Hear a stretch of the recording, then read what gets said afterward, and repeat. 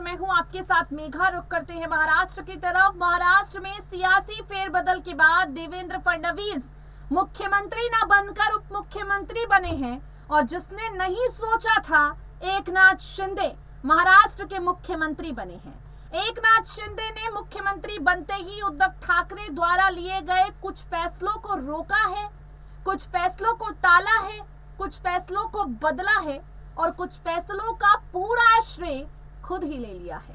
एकनाथ शिंदे और देवेंद्र फडणवीस, ईडी की ये जो सरकार है महाराष्ट्र में, ये क्या काम करेगी, फिलहाल सबकी नजरें उसी पर टिकी हैं।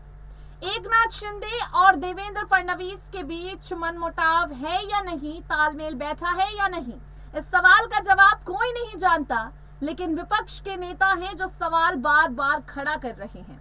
अजीत पवार के बाद सामने आए हैं शरद पवार। एनसीपी चीफ शरद पवार ने खुले तौर पर जवाब दिया है जो आरोप उन पर लग रहे थे, उन आरोपों का, और सवाल खड़े किए हैं शिंदे फडणवीस सरकार पर।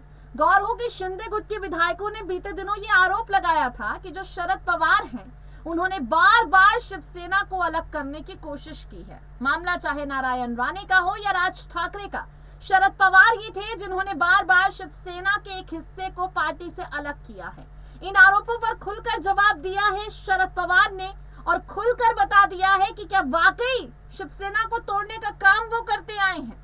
क्या कुछ कहते हैं एनसीपी चीफ शरद पवार इन इल्जामों पर, सुनिए जरा। जिस तरह से मनसे चीफ राज ठाकरे ने देवेंद्र फडणवीस की तारीफ की है, भाजपा की नई सरकार का मनोबल बढ़ाया है, उसका इनाम दिया जा रहा है राज ठाकरे को, क्योंकि उनके बेटे अमित ठाकरे को मंत्रिमंडल में शामिल किया जा रहा है।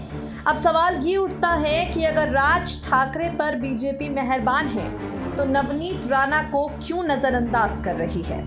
आपको बता दें, राज ठाकरे की राजनीति का जो हाल है ये भी कोई कम बात नहीं है। महाराष्ट्र विधानसभा में मनसे का सिर्फ एक विधायक है। राज ठाकरे का अपना राजनीतिक संघर्ष जारी है।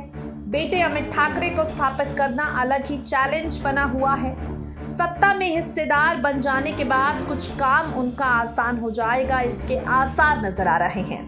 राज ठाकरे को तो बीजेपी की तरफ से महत्वपूर्ण योगदान के लिए इनाम मिलना पक्का हो गया है, लेकिन नवनीत राणा को मन ही मन ये सब जरूर कचोट रहा है। उद्धव ठाकरे की सरकार के खिलाफ राज ठाकरे ने जो अभियान शुरू किया, उसे आगे बढ़ाने के लिए नवनीत राणा को जेल की हवा तक खानी पड़ी, अपने परिवार से दूर तक रहना पड़ा। बावजूद इसके अब जब बात आई है प्रमोशन की, तो बीजेपी मनसे चीफ राज ठाकरे पर दांव खेल रही है। आपको बता दें, नवनीत राणा के पति रवि राणा ने साफ साफ कह दिया, महाराष्ट्र विधानसभा में बीजेपी को सपोर्ट ना करने को लेकर उन पर लगातार दबाव बनाया जा रहा है, लेकिन नवनीत राणा और उनके पति रवि राणा दोनों पूरी तरह से भारतीय जनता पार्टी की भक्ति में लीन हैं। उद्धव ठाकरे के 2.5 साल के शासन में अगर सबसे ज्यादा किसी ने तूफान मचाया है तो वो राज ठाकरे हैं, लेकिन पूरी कीमत नवनीत राणा और उनके पति रवि राणा को चुकानी पड़ी। महाराष्ट्र में मस्जिदों से लाउडस्पीकर हटाने की मुहिम राज ठाकरे ने चलाई, फिर एक डेडलाइन देकर उद्धव ठाकरे सरकार को चेतावनी दी। चेतावनी देकर राज ठाकरे पूरी तरह से शांत हो गए।